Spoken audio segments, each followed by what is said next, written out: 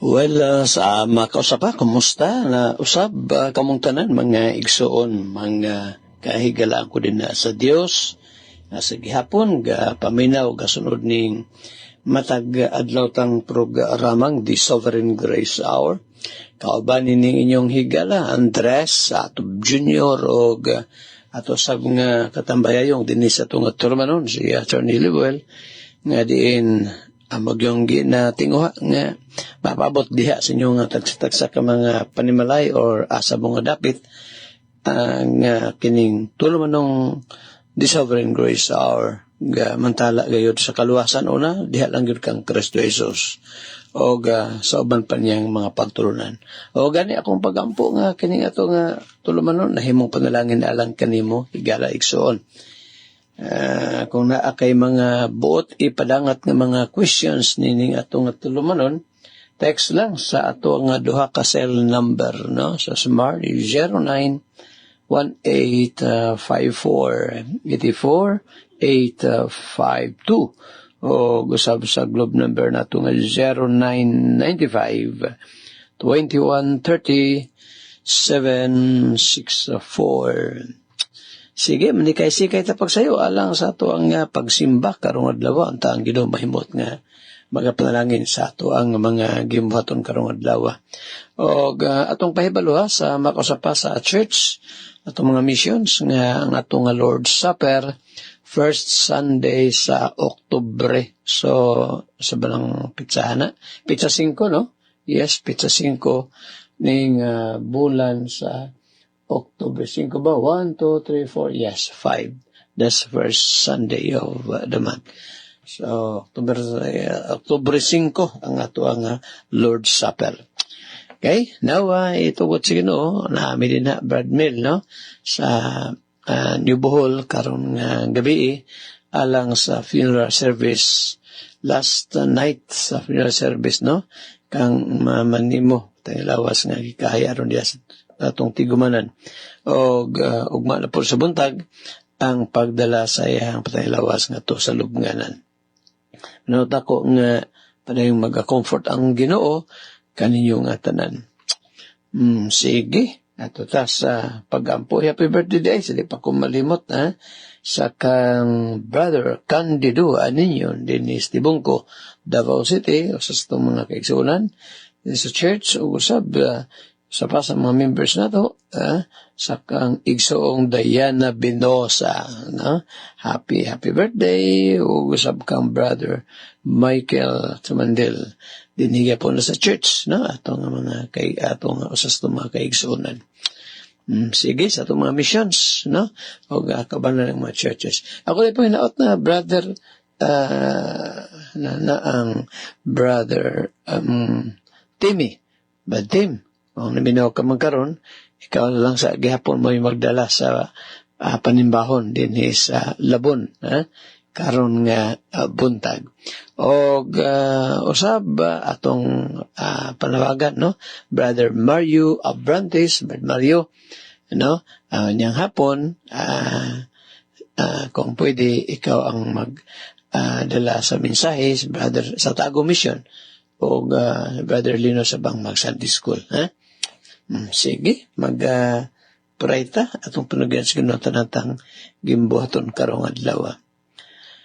Our Father in heaven, Lord, again, niya kami gaduol sa imong mahal nga presensya this time, sa ngalan sa imong bugtong anak, aron nga o Ginoo, pasalamatan og dayon ka namo sa imong padayon kamayo matinumanon.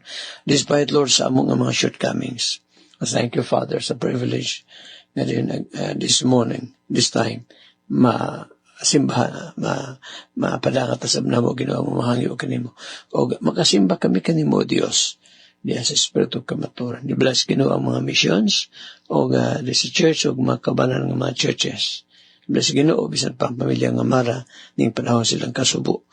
O pag-ampun ako Ginoo, ang imong mga pulong, mga pangitaglo na diya silang kasing-kasing na mahimong aganan sa pag-comfort kanila o Ginoo.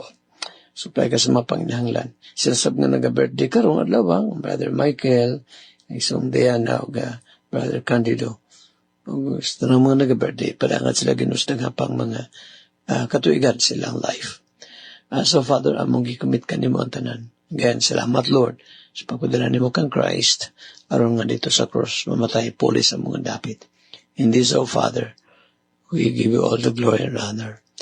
Father, amo ni mapagampo, pasalamat pagpalugyan kanimo. In Jesus' name we pray. Amen and amen. Mga igsoon, mag-adto ta sa ato ang pag-meditate ug sa pagtuon sa pulong sa Ginoo. Ato ang abrihan ang ato ang mga Biblia dira sa Proverbs chapter 19 verse 3. Nanata karon sa verse 3 after finishing chapter 17 and 18.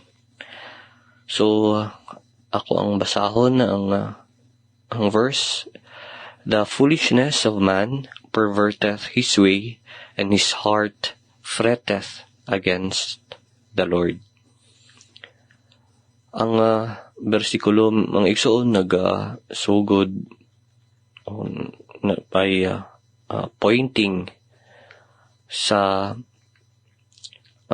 tinuod nga hinungdan sa kadaot sa usa ka tawo. Based on this verse, kanang root sa pagkadaot sa tao, ingon diri, the foolishness of man perverteth his way. At umakitaan diri nga dili ang Dios ang nagdala sa tao ngadto sa iyang kalaglagan, but because of his own sin, sa iyang pride, ug sa iyang mga binuang nga or mga buang nga mga desisyon. Tumakitan diri nga ang kanang foolish nga heart, buang nga kasing-kasing, dili maminaw sa kaalam. In other words, gina-ignore niya ang wisdom. Iyang gina-resist ang mga corrections, ug pilion niya ang kanang shortcut nga maoy mag dala diha sa iyaha sa kasakit. The foolishness of man perverteth his way. Kanang ang pagkabuang sa tao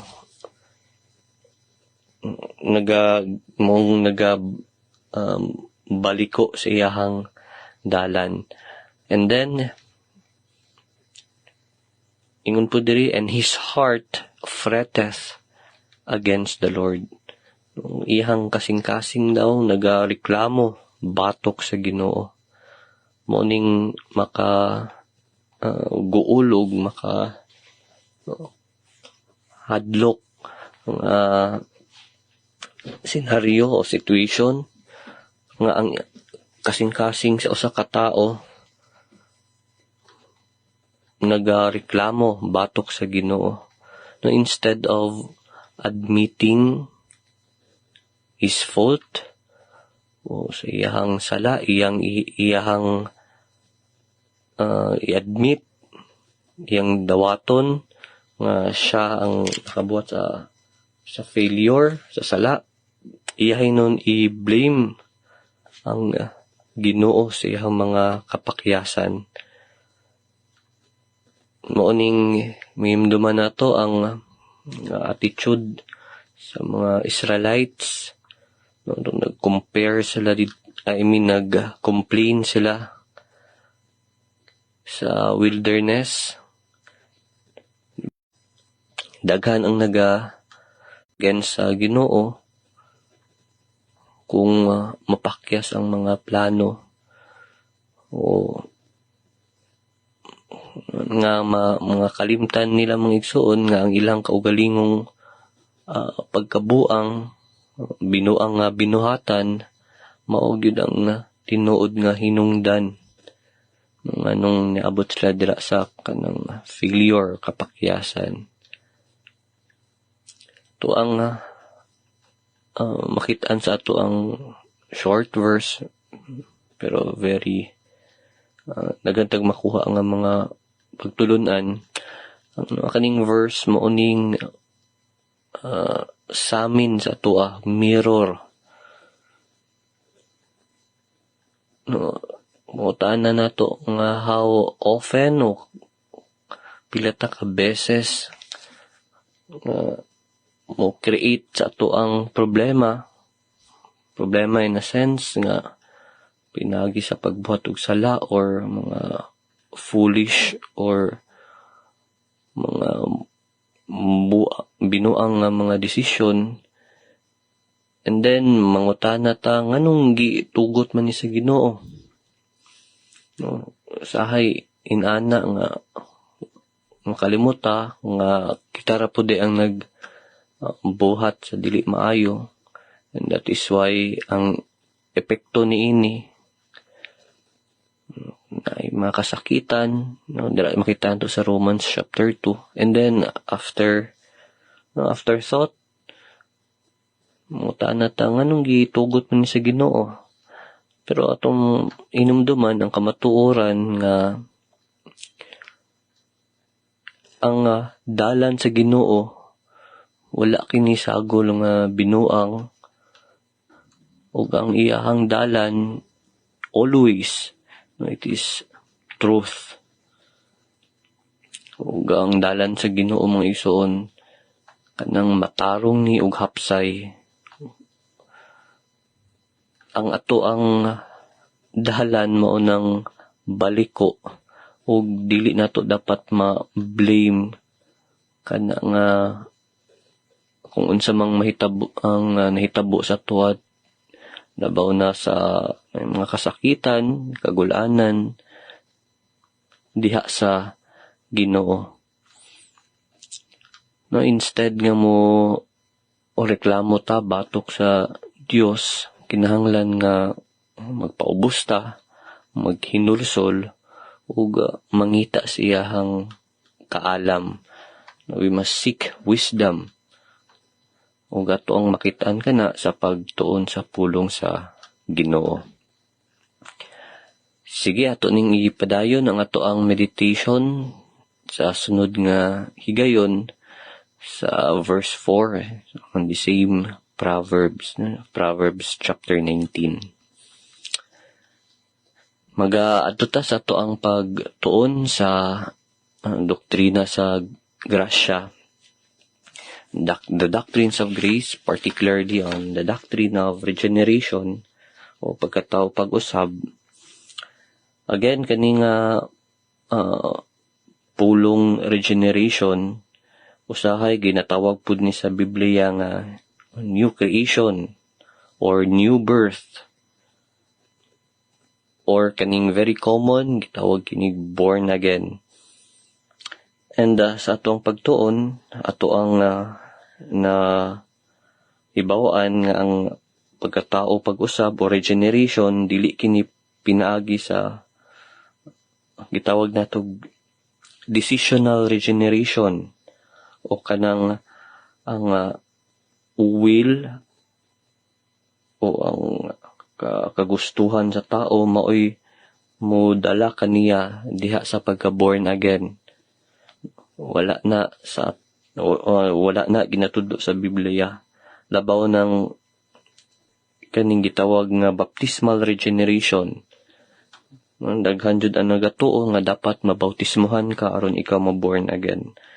So ato ang gi-expound nganong dili ang kaluwasan, ang regeneration ma-accomplish o mahitabo pinagi sa pagbautismo. Ug ato ang gina-emphasize dili mga igsoon nga ang regeneration mahitabo lang kini kay tungod na ay trabaho ang Ginoo sa usa ka tawo. Regeneration can only be accomplished by God. Ug kay tungod buhat lang kini sa Ginoo, dili niya kailangan ang kooperasyon sa tao. Daghan tag mga verses nga atong gi-expound ni tungod niini. ug atong makitaan pud nga ang sa regeneration o sa kanang pagka-born again, ang tao dira, ang usa ka masasala, passive lang siya. Mo nang atong makitaan dira sa 1 John 5:1. Ato pong natun-an nga ang regeneration usa kini ka misteryosong buhat sa Ginoo. And ang pangutana nga ngano ang usa ka tao makaduol man siya o makapangayo siya og pasaylo o maka-repent o magsalig siya sa Ginoo, kay tungod naanay working ang Holy Spirit sa iyang kaugalingon, sa iyang sulod. So ato makitaan diri nga ang regeneration, it is an act of God, buhat kini sa Ginoo nga maga-produce, buhat o makadala og repentance and faith. Now, naay example diri nga ang regeneration kay maka-produce kini repentance and faith kaning case sa eunuch, no, sa Ethiopian eunuch diri sa Acts chapter 26 verses Acts chapter 8 verses 26 to 39. Now, ang nahitabo diri si Philip, he was commanded by an angel, no, angel of the Lord, nga mo adto sa Gaza, nga nakita niya na where he met ang usa ka Ethiopian eunuch. So kaning eunuch ko nga basa sa gisulat ni Isaiah, particularly nag-refer kini sa Isaiah 53. Pero kaning eunuch ko sa basa di niya masabtan. Mo nang tumakitan diri ang Espiritu, ang Holy Spirit nag-ingon kay Philip nga mo join, no, ubanan niya ang eunuch sa karwahe. Ug si Philip gi-explain niya ang katong gibasa sa eunuch, ang katong passage nga mo ang naga-refer kang Ginoong Hesukristo. And then tumakitaan nga ang eunuch ni tuo sa mensahe, he confess his faith, and thereafter nagpunta na siya kung pwede ba siya mabautismohan. So atong makitaan diri mga igsoon na ang sovereign hand of God, nga ang entire encounter kung ato ning basahon gikan sa katong diri sa verse 26 nga ang angel mo ay nagdirect kay Philip, pakita kini, no, nga ang kaluwasan sa eunuch, it was not accidental. No, ang Ginoo mo ay nag-arrange sa time, sa lugar, o even sa preacher. So atong makitaan diri nga ang sa regeneration, ang Ginoo maoy mo mag-una. Wala ang usa ka masasala dira sa regeneration, no, dili jud na siya mangita sa Ginoo unless, no, God first seeks him. Ikaduha mga igsoon, tumakitaan po diri nga ang eunuch, no, he was a devout man, no, moto nag-travel siya gikan sa Ethiopia hantod sa Jerusalem aron sa pagsimba. And ato makitaan nga basa og scripture ang eunuch. Yet despite his sincerity, ang iyang devotion, ang Eunuko, he remained spiritually blind. Wala niya nasabtan ang mga spiritual nga butang. Ang ato ang makuha diring mga igsoon nga ang religion ug ang pagka-zealous, kini dili maka luwas without regeneration, kung walay pagkatao pag-usab. Ug diri sa verse 30 to 31, kaning diri sa toang context sa Acts chapter 8, ato apong makitaan diri no nga ang pagtuon sa mga butang spiritual sa pagbasa sa Biblia, kung wala kini enlightening or wala kini guidance sa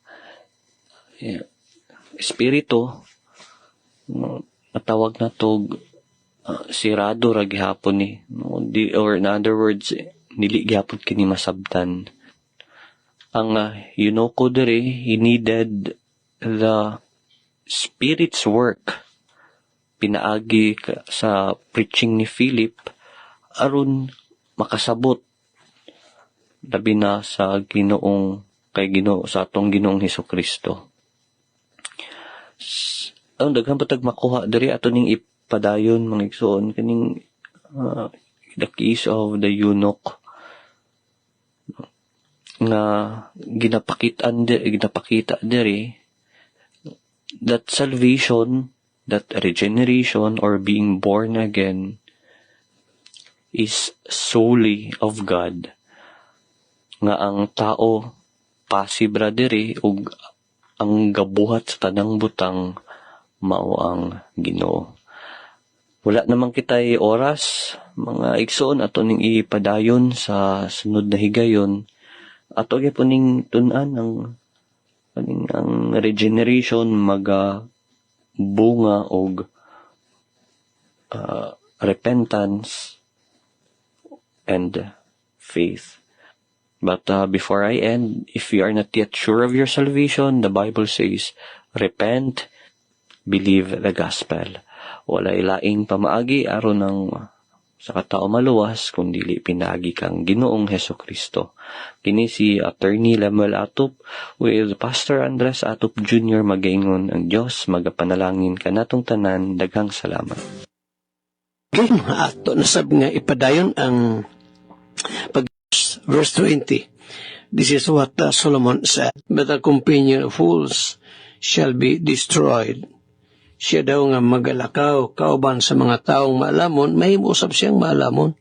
Apan siya nga kauban sa mga buang-buang, siya pagalaglagon. Maigsoon na itong makita diri, no? Nga patantig kayo kining mamili ta kaysa itong kuyog-kuyog. No? Mabitaw na sa mga magtotoo, dapat kung magminyo man ang pangitaon, parehasab niya nga believer. Nga naman na pastor. Siyempre, kung kaysa ko yung makauban, madugay man gud magkapariha magud mo. Magkapariha ta ba? Just for example, kung usa ka tarong batanon, tarong siya, kamot siya sa pagtuon, kalampo siya. Niya makabarkada siya o kanang, yung say, choy-choy. Saan na pasang choy-choy? Kana adik-adik ba? Makakamigo siya ba? No? O niya, kana na ang bisyoso, siyempre, mga choy-choy na magsagad na maganda bisyo. Garilyo, inom, og ang kuya, mga kung adik-adik lagi. Niya makuyog-kuyog siya. Adi madugay, matakdan gyud na. Takdan gyud. Muna nga sa Biblia, dili gyud makihuhugoy, dili gyud makiuban-uban. Gumikan kay makatakod manggod. Kini bang speaking about sa pagkatakod maison, dapat kung matakdan mata mga maayong butang. Dili sama ni karon atong gibasa. Siya daw nga maglakaw sa kauban sa mga taong maalamon, may musip po siyang wise. Siyempre, mamagyan na kay mamayihang kuyog-kuyog. So, mo isoon, kinibita itong Bible study sa kahanginan. Wag yung ko personally nakitang daotan ani. Imagine, Bible study, kanindot ani, mula nga awagon ko kamo nga kuyog ta kanunay din sa to nga Bible study diri sa kahanginan aron mahimo tang maalamon. Kay ang pagtuon ko sa Bible higala, kung ato lang ning ikinabuhi, makapahimo nato nga maalamon. Maalamon sa mga butang, labi na gyud sa mga butang umabot. So I hope kaning short advice may nato mubo nga bersikulo kay mubo na magyud ang bersikuluhan kay imagine siya daw nga maglakaw kauban sa mga maalamon, mahimo sa mga alamon. First phrase na. Apan siya daw nga maglakaw kauban sa mga buwang-buwang, mahimo pang buwang-buwang. Unya pagalaglagon. So this is a sort of reminder to each one of us, Goon ta, palintan nga ito nga Bible study sa kahanginan. Aron nga, mahimo taon sa mga maalamon. Mahimo po tang maalamon kung i-put into practice na to. Asa ito, basa na pastor nga, kung igo ito maminaw, apan di na tumanon ang unong sa ginasulti sa Biblia, mahimo tang buwang-buwang. Matthew 7, gikan sa verse 26 and 27. Kaysa ang taong maalamon diha, katumang nagtuman sa pulong sa Ginoo. Sige, iso na ito sa ato ang paghisgot nining kamatayon sa itong Ginoo Kristo niya. Itong gihatag ang background ani. Ang background diri sa Isaiah chapter 52 nga gisulti din ni Prophet Isaiah nga sa itong tunan last week pa niya, ito lang gi-review kadali mo isoon, nga si Christ, prudent siya, prudent, maalamon. Sa ito yung definition sa prudent makes on? Prudence is wisdom in action. Mauna nato ni kalimtan. Unsa ang tao nga prudent? Naa siya ng gitawag nga prudence. And prudence means wisdom in action. So, si Christ, atong kita mo isoon, giingon siya din kay kang Christ man gipasabot. Verse 13, Isaiah 52:13, behold, my servant shall deal prudently. Yun sa pagpakita ni Christ ganitong iyang pagkamaalamon, sa iyang pagkatawanon ba? Una, ang ipakita ni Christ, ang iyang pagka-wise, pagkamaalamon, iyang pagka-prudent. Maong he acted prudently in his baptism. Nga naman, imagine, pilag ito kamilya gilakaw ni Christ, 60 miles. Usa dyan nakaadlaw nilakaway ba? Usa kaadlaw nga paglakaw, og niadto siya sa right person for a right purpose. Usa may tuyo ni Christ, magpabautismo siya. So, asa siya niadto? Sa right person nga doon ay authority. O at that time, ang doon na may authority sa pagpabautismo, mao ang pinakaunang Baptist minister in the person of John the Baptist. No, milakaw si Christ, may bakta siya magsunog 60 miles. Og dito nagpabautismo siya kang John the Baptist. Balibad pagani primero si John. Ngayong panihuan, ako untay ang imong bautismohan. Ikaw na hinuimian, hidin nila ako. Sa ingon ni Christ, buhaton lamang nato kinikaron. Kay angay kinika nato, aron pagtuman sa bugos nga pagkamatarong. So, gibautismohan ni John the Baptist si Christ. Nga maigsoon dapat ato po ng sundugon si Kristo. Kamang wala pa makasinati sa baptism niya, nakasinati na magkaluhasan. Follow the Lord in baptism. Sundan ninyo ang Ginoo din sa Biblia ng bautismo. Sugo mo na. Kung nasave ka. Pero kung wala pa kakasiguro sa mong kaluhasan, ayaw. Kaya di makaluwas ang bautismo, dili gud makaluwas ang bautismo higala. Ang makaluwas nimo walay lain kundili si Ginoong Jesucristo. Niya kung niabot ka sa punto nga naghinusulog ka na sa imong mga sala, gila nimo nga ikaw makasala din, gila nimo si Kristo nga imong maluluwas, unya kita nimo nga naay kausaban imong kinabuhi, desire ka na sa mga butang espiritual, o di sunda ang Ginoo kay sugo man niya. Sugo niya ng baptism, water baptism. Diri sa Davao, na di natamo atog dagat may isuon. Kay kining among mga dagat din sa Davao City area. Butangan na mag-coastal road. Diha kami lakaw ni Malo. After sa mga program, no? Nag-walking me for 30, sometimes 40 minutes. Kung may lakaw, lain, nami diha. Early in the morning after our radio program. So, natay baptistry rin sa church. No? Di sa itong building sa ground floor. Natay bautismohanan, rather ka ng baptistry. Bautismohanan nga din. Kung ikaw isuon, sure na si mo salvation, follow the Lord in baptism. Muna gibuhat ni Christ, gipakita niya ang iyang pagka-prudent. Ikaduha maigsoon, gipakita ni Christ, no, iyang pagka-prudent. Si Christ acted prudently in His teaching, sa iyang pagpanudlo. Huwag mo kabantay sa kining paagi sa pagpanudlo sa itong Ginoong Kristo. Ang Ginoo maigsoon, nabalo man siya nga kita, may mga panahon nga dahil na to makuha kung sa'y ginatudlo sa Biblia. So sa time ni Christ maigsoon, ang iyang mga ginatudluan, ginatudlo niya ginasulti niya, iyang mga teaching sa Christ, kana bang dili manubra sa manubra sa kahibalos tao. What I mean is, dali lang masabtan sa tao. Masabtan in the sense nga, just like for example, gamit siya og mga parables, no? So, yan ang mga lalong mga parabulo, yan ang isulti maison sa pinakasimple nga lingwahe. Ano man na, Pastor? Kaya siya mismo si Christ nag-ingon dito na-remember na ko ng sa John 16 verse 12, yung pa ni Christ, daghan po kung ang isulti ninyo, may ato sa kadaliha. John chapter 16, and then, let us see, tama ba yung pagkutlo na ko. 16, versikulo 12, sa John. Yung pa ni Christ din yun. I have yet many things to say unto you, but you cannot bear them now. Daghan po kung ang isulti ka ninyo, ginan niya yung mga disciples. Apan, dili pa kamo makadawat sa pagkakaroon. So, na yung mga teachings maigsoon ni Christ na supposed to be tulo niya, apan, di pa man dayon sila kadawat. Labi pag yung mga bago pa sa Ginoo maigsoon.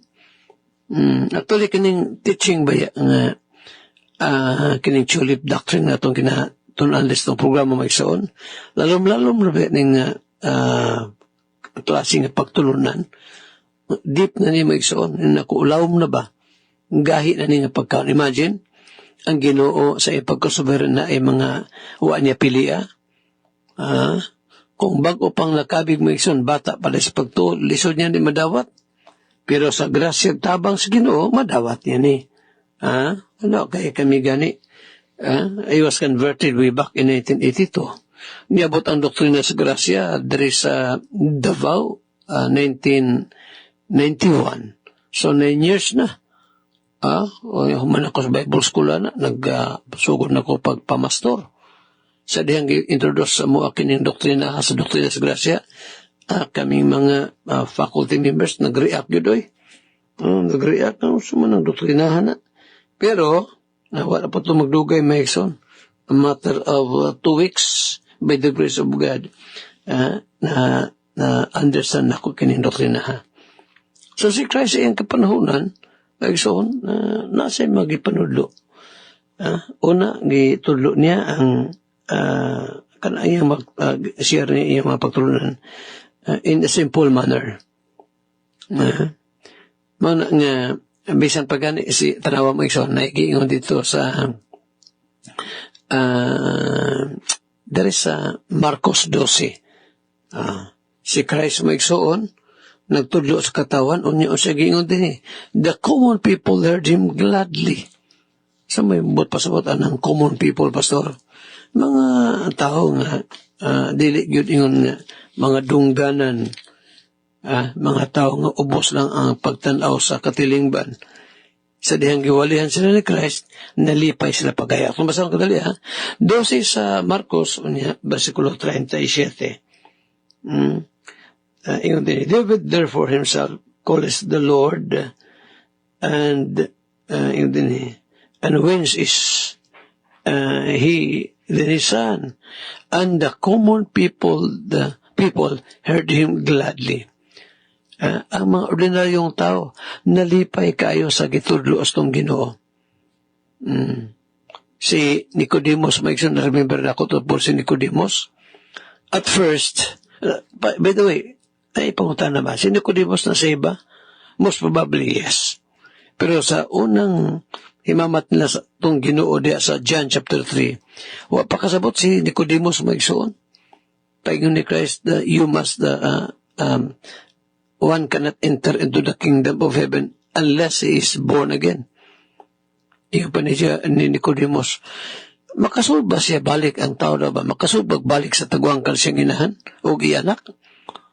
So, wa masabti ni Nicodemus dahil magsoon nga ang ipasabot ni Christ is spiritual birth, dili physical. Munang giingnan siya itong Ginoo nga magtutudlo ka sa Israel, wala ka kasabutan ni mabutang ha. Pero later on, I believe may isa na sa ito si Nicodemus. So, ikaduhang butang atong maingon nga si Christ, no? Ang itong Ginoo si Kristo may igsoon, pakita niya iyang pagka-prudent, pinaagi sa pagtudlo sa iyang mga pagkunan in a simple manner. Masab na kita mga maguwali, mga pastor, no? Kung palitan na ta sa kabukiran o niya kabalota, no? Abis ang udi sa bukid. Kung pangalitan, sa palitan na sa church, akong PowerPoint rin magsoon, gamit mo kong laptop or PowerPoint sa itong outline sa agad good, no? And, in an outline form man itong wali sa church. So, gamit ng PowerPoint. English na, nakasulat na sa English. Pero, ato nang ginahubad sa Cebuano. Nga naman na, Pastor, kaya na man po'y mga gasimbahan, dili man tanan mga igsoon nga makasabot yun po English, kaya na man po'y mga bata di ay. Kana dahil mga gagmayng bata, although daghang mga bata ron nga maayo na po tungkol sa computer, no? Pero ang point ako na maigsoon, dapat kita mga magwali, dili ta maggamit ng mga high-sounding words, no? Ato ta sa kabukiran, unya kabalota nga ang atong pipila ka makiksunod na di makasabot og in English, mag-in English lang gihapon ta, dili na mao. Kung mogamit mo tag English for the sake sa atong mga professional nga naa diha, hubaron gyud nato na diha sa pinulungan nga din masabtan nila. Nya kita address ka Bisaya man ta, man atong ginahubad sa Bisaya gyud. English Bible atong ginagamit, just for example, karon bago na akong gibasa ning John chapter 6, or rather chapter 3. Pero atong gihubad na, no? Muna ginhimo ni Christ maigsoon. Guwali si Christ, nga bisan pa gani ang mga common nga katawhan, alipay sila makapaminaw nini. Okay, so muna maigsoon, no? So, unang pagpakita ni Christ sa iyang pagkamalamon, bawa nga ni ato siya sa right person nga mubautismo niya. John the Baptist. Ikaduha, gatudlo si Christ maigsoon sa iyang pagpanudlo, gihimo niya ning sayon ra kaayo nga bisan ang common people makasabot. Ikatulo maigsoon, the Lord Jesus Christ acted prudently in the choice of His disciples. Sa pagpili bitas itong Ginoo maigsoon, ang pagpili bitas, kung imong tanawan ba ning mahimong mga tunas itong Ginoo, labi pag itong nagkumpusar sa mga apostoles, maigsoon, dili ba ito ingon nga mga senador or mga dagkong tao dito sa Israel. Mga common people. Gani, ang nagkumpusar sa Iglesia itong Kristo. The first 4 disciples that composed the church, maigsoon, mga mangingisda ba ito sila? Fishermen. si Peter, si James, si Andrew, ug si John. Nga diin mga tinunan to sila at first of John the Baptist. And then, gitawag sila sa atong Ginoo, gihimong iglesia. Unsa sila? Mga taong maigsoon nga, anay balong Ginoo, mao ni sila ang mga taong mahimong kasaligan.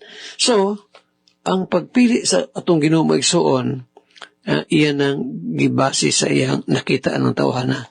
Nakita in the sense, maigsoon, dili pinaagi og wala gi kalabang standard sa kalibutan, kundi sa standard sa Ginoo. No? He acted prudently in his choice of his disciples.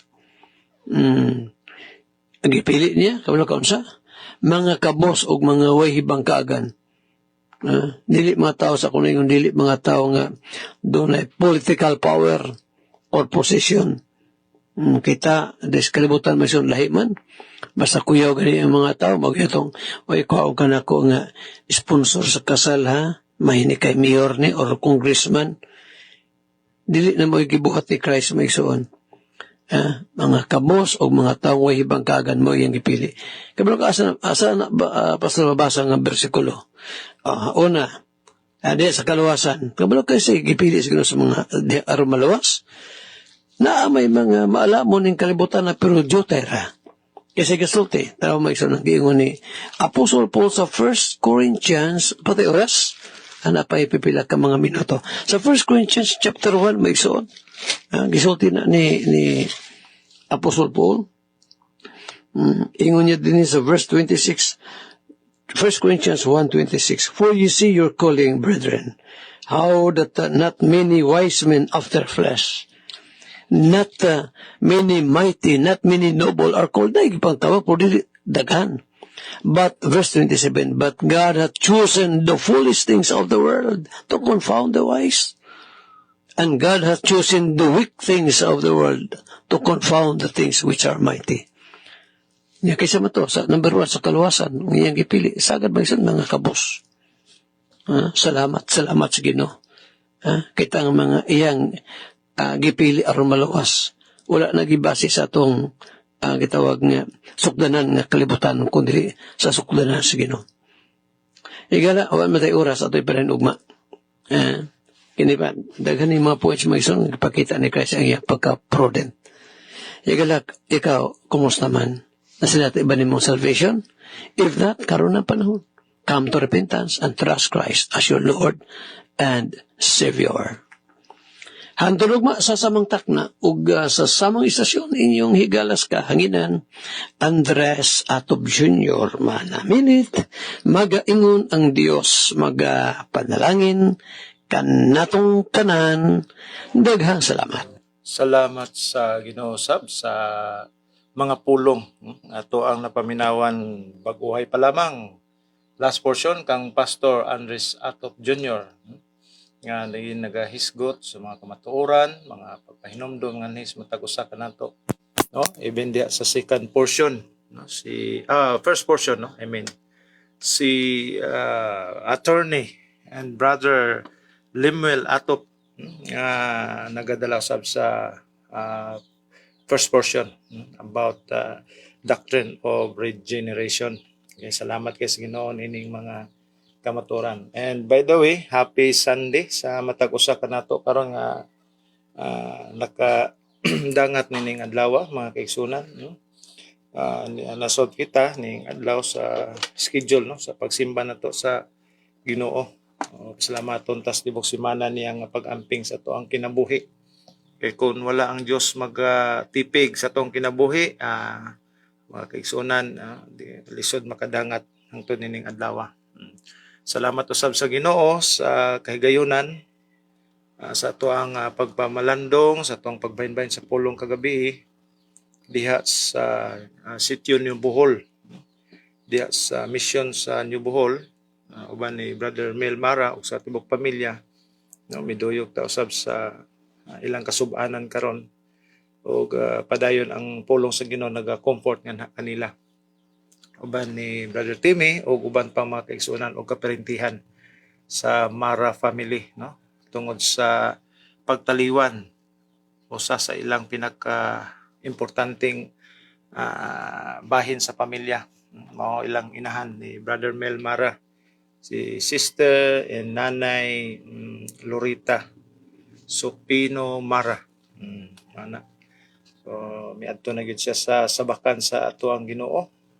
Og mao ginay katapusan nato tanan nining kinabuhi nining nanimuyo nining kalibutan natong kinabuhi mga kaigsunan. Daw sama lang sa aso, no? Dito sa English gitawag nag mist. Unsa man ang mist, lahi po ng mist o smoke. Smoke, it appears mga minuto, pero ang sa Bible it talks about mist, meaning to say yamog lang kanang murag kanang kita kanang aso nga ablihan nimong kaldero, mawala dayon inanat pong kinabuhi. Okay, mga kaigsunan, di ta malimot karon sa pag-adto sa ato ang mga masig ka mission o kasimbahanan aron sa pagdaig og pagsimba again sa atong Ginoo. Andamo na to atong kagalingon, prepare tag sayo, then para makasimba tas Ginoo sayo. Human pud tag sayo, kauli pud tag sayo, anara. O ako ang pagtimbaya o pag-shout out sa mga kaigsuonan, kahigalaan na naabtan og naminaw nining ato ang programa karon. Na dinhi sa to ang live nakabisita og naminaw og ako acknowledge sab. Shout out no. There is si Brother Christopher Tanduyan Kalipsan diya sa barangay Tanwalang Suluk. Kaabag sab ni siya buluhaton diya sa Ginoo sa misyon sa Tanwalang. Brother Toper, good morning og sa imong tibok pamilya diya. Dinhi kay Brother Will Abrantes, Mawab, Davao de Oro. Nagadumala usab nig mission diha. Brother Will, good morning. Dinhi kay Sister Maria Ros M. Riobal, wife ni Brother and Pastor Timmy Riobal. Og dinhi kay Sister Nancy Atanoso nga paminaw sab sa to ang live karon. Og sa mga kaigsuonan, kaigalaan nga bisita usab dinhi. Brother Rolagon Idwal Agasnog, Hapzim Isaiah, dinhi kay Sister Annalyn Pandulo, o dinhi kay Sir Boyet Tagosi, o kay Brother and Pastor John De Leon, naniron sa Manila ni si Pastor John De Leon. Okay, so far, mausam na ang natong live, no? Nakabisita o nagtanaw sa naminaw, salamat sa Ginoo. Hangtod sa sunod nga panahon mga kaigsunan, mapasalamaton ta sa Ginoo sa iyang mga kayo. O di ta malimot again sa pagpanugyan sa tong kinabuhi diha ana kaniya. No, andam tag sayo para madto na punta sa balay alampuanan. Makadaig na punta sa Ginoo dito o makapaminaw sa mga pulong sa Dios na pagadumalahan sa iyang alagad. Okay? To God be the glory. Mayong buntag sa matag usa kanato og hangtod sa sunod panahon dungog-dungog sabta sa ato ang programa.